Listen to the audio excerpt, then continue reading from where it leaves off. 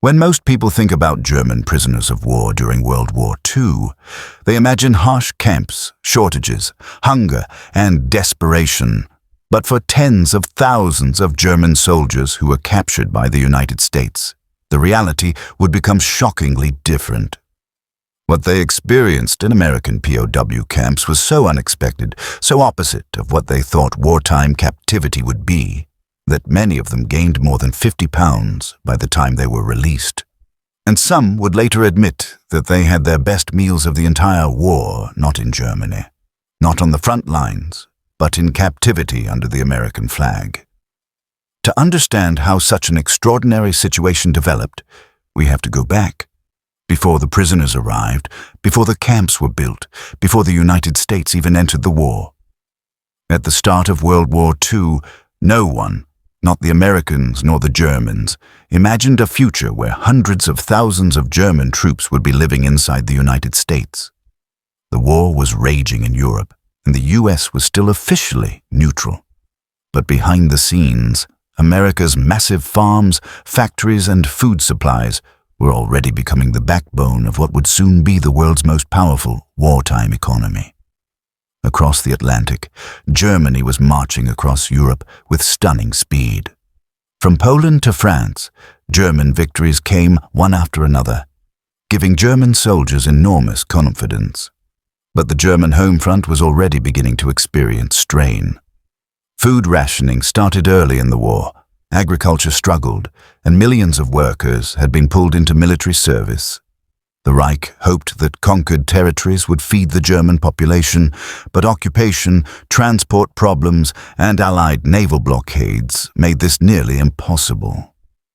When Hitler launched Operation Barbarossa against the Soviet Union in 1941, German logistics reached a breaking point.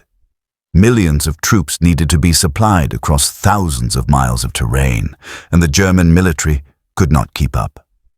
Soldiers often found themselves hungry, underfed, and struggling to maintain strength. This reality hardly matched the propaganda fed to the German people. Many believed they were better fed, more physically capable, and more disciplined than their enemies. They were not prepared for what would happen when they finally fell into American hands. Everything changed after the United States entered the war in December 1941. America's vast industrial capacity, steel, food, machinery, fuel, exploded into action. Factories that once made cars now produced tanks. Plants that once made refrigerators now built aircraft parts. And farms across the Midwest and Great Plains increased output to levels never seen before. The U.S. government ensured that soldiers, workers, and even prisoners would be fed well because American strategy relied on keeping morale and production high. The German troops who would one day arrive in America had no idea that they were heading toward a land with an overabundance of food. Instead, they expected the opposite. From their perspective, being captured by the Soviets meant death, while being captured by the British meant survival, but with harsh living conditions. No one imagined that America, an enemy nation, would give POWs more calories, more protein, and more food variety than many Americans themselves were eating during the war. The first large batches of German POWs captured by U.S. forces came from North Africa in 1942 and 1943. These soldiers, including elements of the famous Afrika Korps, were hungry and exhausted when they were taken prisoner. Many of them had been surviving on limited rations, uncertain supply lines, and a diet far below the nutritional standards set by the American military. When they were greeted with organized transport, clean facilities, and meals that included bread, meat, fruit, eggs, and vegetables, they were stunned. Some believed it was a trick.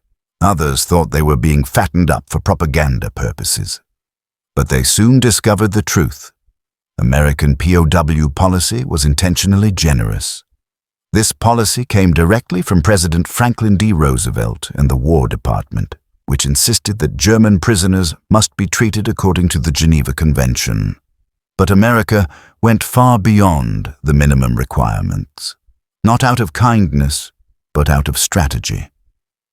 The US believed that good treatment of enemy prisoners would encourage German troops on the battlefield to surrender more readily, reducing American casualties. It also ensured that American POWs held by Germany would, in theory, be treated better, though the Germans often did not match this standard. Once the prisoners arrived in the United States, they were transported to camps across the country. Texas, Oklahoma, Kansas, Louisiana, Colorado, and the Midwest became major locations. The camps were often placed near farming regions because the prisoners would be used as labor to replace American civilians who had gone to war. This system worked remarkably well. The farmers got reliable workers, the POWs received small wages and excellent meals, and the US military saved manpower. The real shock for the Germans began the moment they sat down for their first full meal in an American camp.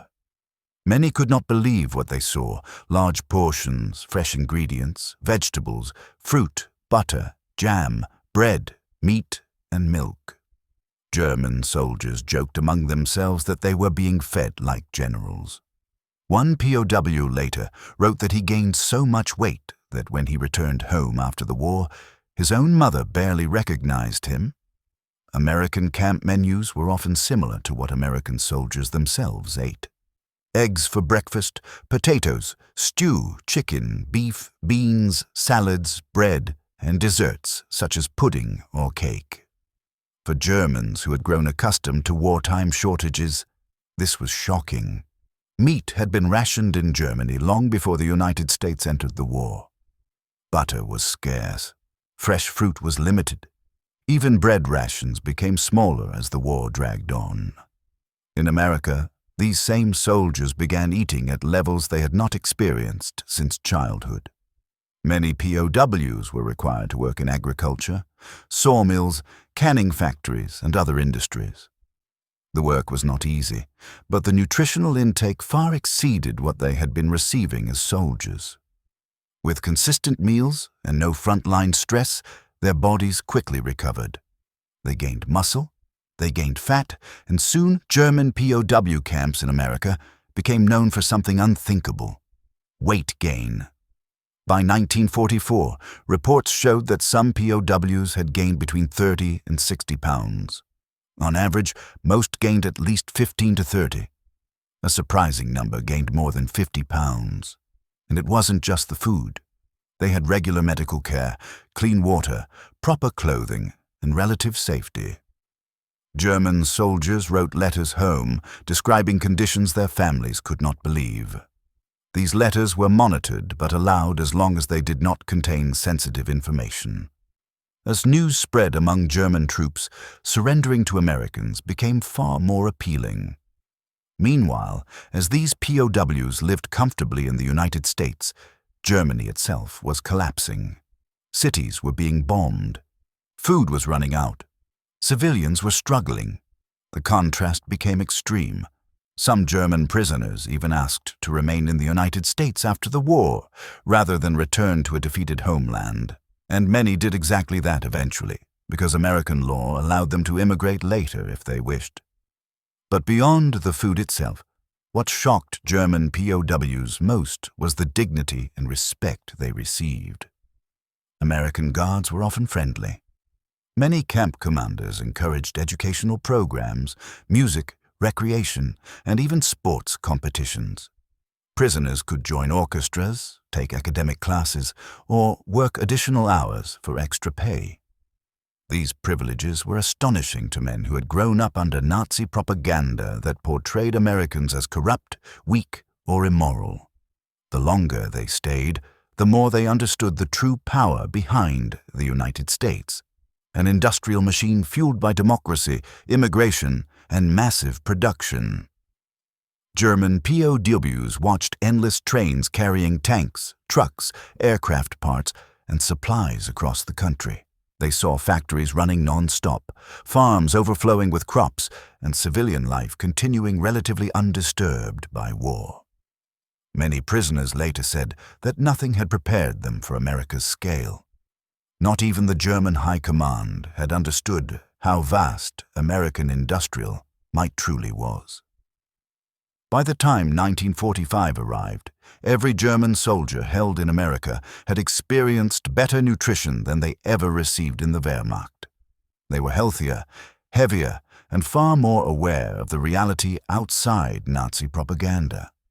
And while the war continued across Europe, the POWs in America found themselves living in a paradox. They were prisoners, yet they were the best-fed Germans in the world. Part 2 of this narrative will continue with the end of the war, the shock German families felt when POWs returned home 50 pounds heavier, and how this unexpected transformation changed perceptions of America forever.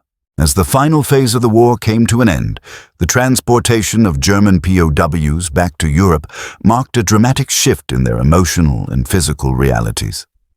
Many of these men boarded the repatriation ships with mixed feelings: relief, fear, guilt, and an odd sense of comfort that came from the unexpected kindness they had received in American camps. For months or even years, they had lived under humane conditions, experienced balanced nutrition, worked manageable labor tasks, and gradually gained weight. Some had gained over 50 pounds, a transformation no one in Germany was prepared to witness. During the voyage across the Atlantic, many POWs found themselves thinking about what awaited them. Rumors circulated on the ship decks that Germany was in ruins. Some men refused to believe it. Others feared the truth. Their last memories of home were from a collapsing homeland, the bombings, famine, shortages, and the unending anxiety that consumed every German civilian. Yet the contrast between those memories and their current well-fed state left many struggling with guilt. They were going home alive, heavier, healthier than ever, while their families had survived years of deprivation. When the ships finally approached the European coast, many men rushed toward the rails, trying to catch the first glimpse of their homeland. But what they saw shocked them. Ports were damaged, buildings charred, cranes twisted, and warehouses abandoned. The infrastructure they remembered had turned into skeletons of their past lives. The whistles blew as ships docked, but there was no cheering. Only silence, broken by the sound of distant machinery and the occasional movement of tired laborers trying to rebuild. As the German POWs stepped onto European soil, many carried a feeling they had never expected: embarrassment. They walked down the gangways with broader shoulders and fuller cheeks, while civilians looked thin, exhausted, and defeated. Mothers who had lost weight trying to ration food looked at sons who had gained 50 pounds. Children who had grown up with hunger stared at men who had returned from enemy camps, looking healthier than their own fathers. For many families, the shock was overwhelming. Some mothers cried not out of joy but confusion.